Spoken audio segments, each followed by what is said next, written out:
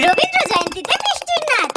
উফ মা, কি সুন্দর করে সাজিয়ে দিয়েছো তুমি রবীন্দ্র জয়ন্তী উপলক্ষে। হ্যাঁ, সুন্দর করে তো আমি প্রতি বছরই সাজিয়ে দিই, কিন্তু নাচটা সুন্দর করে করতে পারিস না।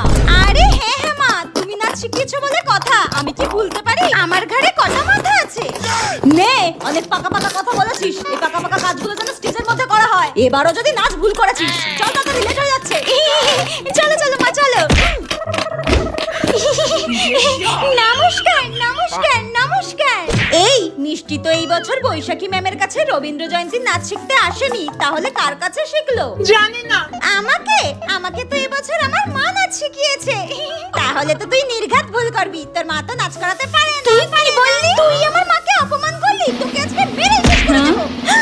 এই মিষ্টি, মারপিট করছিস কেন? মারপিট করছিস কেন? এই মিষ্টি, মা তোমার নামে বাজে কথা বলছে। তুমি নাকি আমাকে নাচ শিখিয়েছো, আমি ভুল নাচ করব। ঠিক আছে ঠিক আছে, তোমাকে মারপিট করতে হবে না। তুমি ভালো নাচ করে প্রমাণ করে দাও যে তোমার মা খারাপ নাচ শেখায়নি। ঠিক আছে, গান শুরু হয়ে গেছে, নাচো মিষ্টি নাচো। ফাগুন হাওয়ায় হাওয়ায় করেছি জিদান, তোমার হাওয়ায় হাওয়ায়।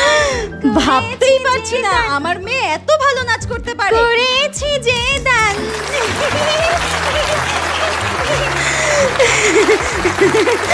মা দেখো, সবাই কত হাততালি দিচ্ছে।